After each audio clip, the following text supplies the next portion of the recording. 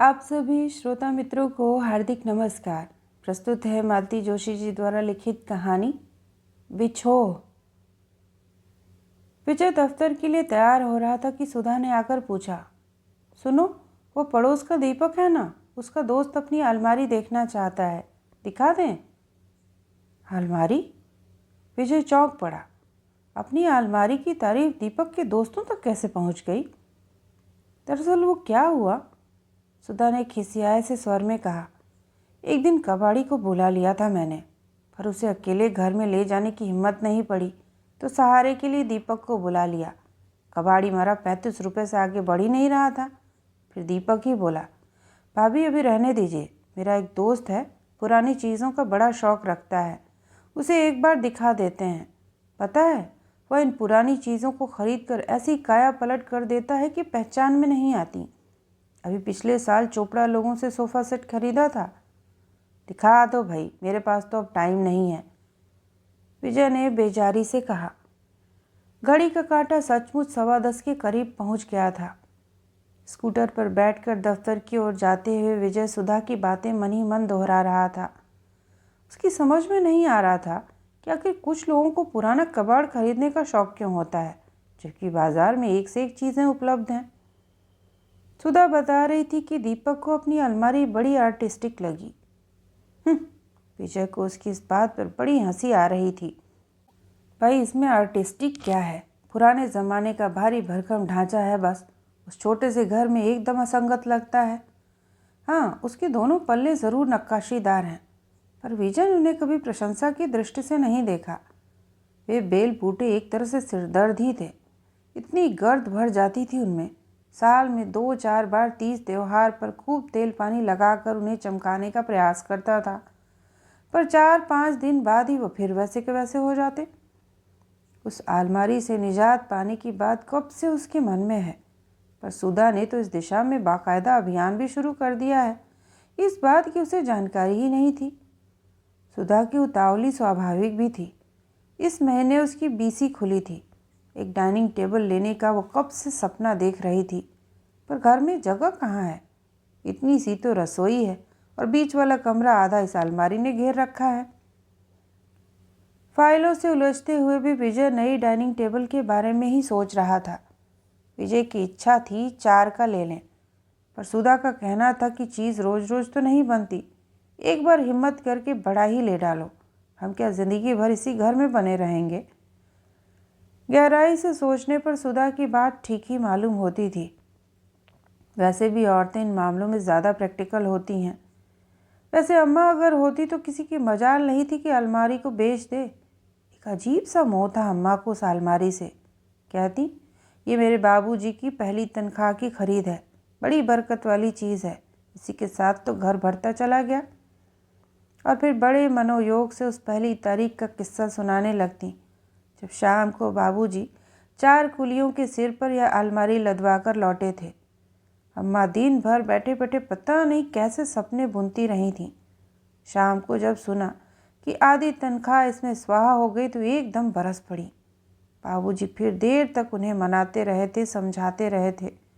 बोले, शकुन की माँ, इस बार माफ़ कर दो, तुम देखना साल भर में तुम्हारी अलमारी गहनों कपड़ों से भर दूंगा। हाय राम, सुधा कहती, क्या शकुन जीजी उस समय थीं?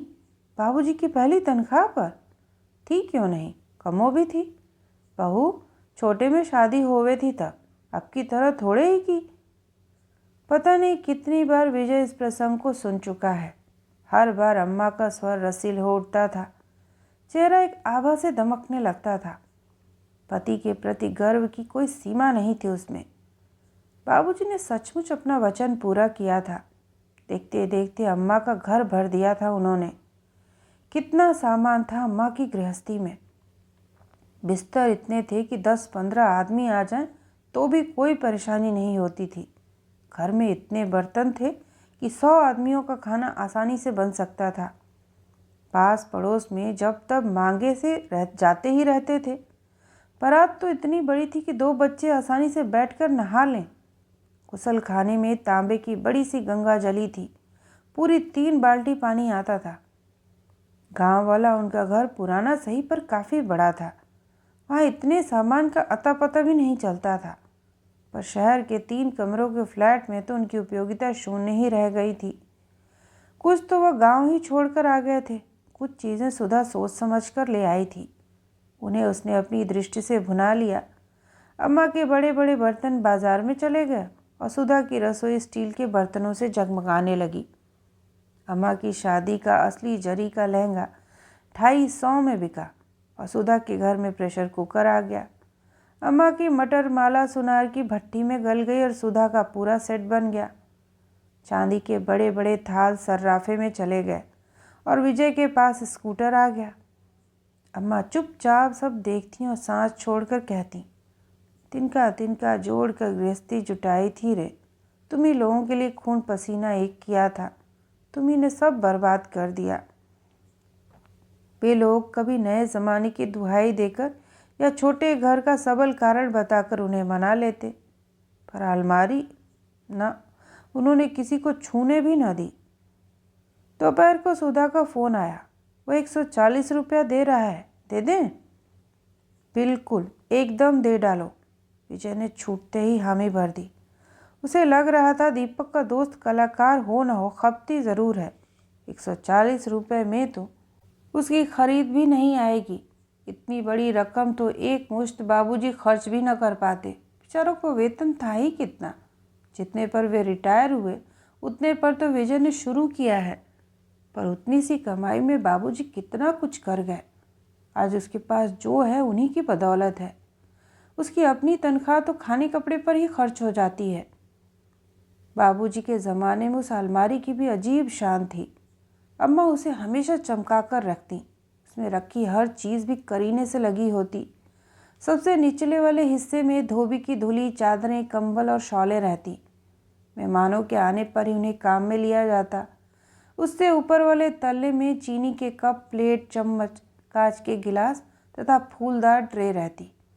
ये चीज़ें भी खास खास मेहमानों के लिए ही निकाली जाती थीं। उससे ऊपर वाला खाना विजय को बहुत प्यारा था। उसमें अम्मा की तीज, त्योहार या शादी ब्याह पर पहनी जाने वाली साड़ियाँ रखी रहती थीं। विजय अक्सर उन साड़ियों में सिर डालकर सूंघता रहता। उन दिनों ड्राई क्लीनिंग का चलन तो था नहीं। अम्मा की उन साड़ियों में उनके देह की परिचित गंध इत्र की खुशबू के साथ एकाकार हो जाती थी। सबसे ऊपर की मंजिल बाबूजी की थी। उसमें पुस्तकें रखी रहती, सुखसागर, चंद्रकांता संतति, जीपी श्रीवास्तव और प्रेमचंद के कुछ उपन्यास। पर बच्चों को उन पुस्तकों से दूर ही रखा जाता था और इसीलिए उन्हें चोरी से पढ़ने के लिए भाई बहनों में होड़ लगी रहती। बाबूजी की मृत्यु के बाद जब वे लोग अम्मा को अपने साथ लेकर आ गए तो अलमारी भी साथ साथ चली आई। उस पर अम्मा के ठाकुर जी का अधिकार हो गया। नीचे पोथियाँ और पूजा की सामग्री रखी रहती। बीच वाले तल्ले पर ठाकुर जी विराजते। ऊपर के दोनों खाने खाली पड़े रहते। बहुत हुआ तो दवाई की शीशियाँ रख दी। शेष सब बेतरतीब कटे फटे कागज उसमें बिछे रहते। अम्मा के जाते ही वह अलमारी एकदम गैर ज़रूरी लग उठी थी, पर इतनी जल्दी उससे मुक्ति मिल जाएगी आशा नहीं थी। सुधा की सचमुच प्रशंसा करनी होगी। शाम को रोज़ की तरह वह दफ्तर से लौटा। स्कूटर सीढ़ियों के पास टिकाकर गुनगुनाता हुआ घर में दाखिल हुआ। ब्रीफकेस मेज़ पर पटक कर मुंह हाथ धोने के लिए भीतर पांव दिया ही था कि उसका कलेजा धक से रह गया। बीच वाला कमरा एकदम खाली खाली लग रहा था। उस दिन अम्मा को चिता को सौंप कर वह लौट रहा था तो मन में यही सोच रहा था कि अम्मा की खटिया के बिना अब बीच वाला कमरा कितना खाली खाली लगेगा। पर घर आकर देखा वो कमरा ही क्यों, पूरा घर औरतों से ठसाठस भरा हुआ था। 10-12 दिन तक फिर आने जाने वालों का सिलसिला ही ख़त्म नहीं हुआ था। उसकी दोनों बहनें, चाचा चाची आदि लोग तो 13 के बाद भी बने रहे थे। उन सब के बीच अम्मा की अनुपस्थिति का पता ही नहीं चला। जब तक सब लोग विदा हुए वे लोग नई परिस्थिति के अभ्यस्त हो चुके थे। फिर आज सुधा, वह जोर से चीखा। क्या हुआ? वह बदहवासी दौड़ी आई। अलमारी कहाँ है?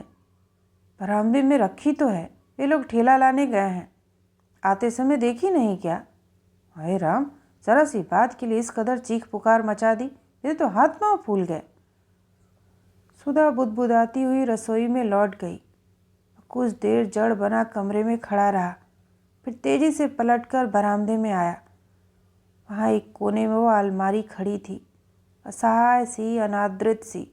उसके दोनों पल्ले खुले हुए थे और हवा में धीरे धीरे कांप रहे थे। उसे लगा जैसे अम्मा ही उसे अपने अंक में भर लेने को व्याकुल हैं।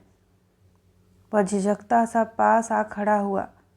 फिर उसने बेतरतीब फैले हुए कटे फटे अखबारी कागजों पर अपना सिर रख दिया।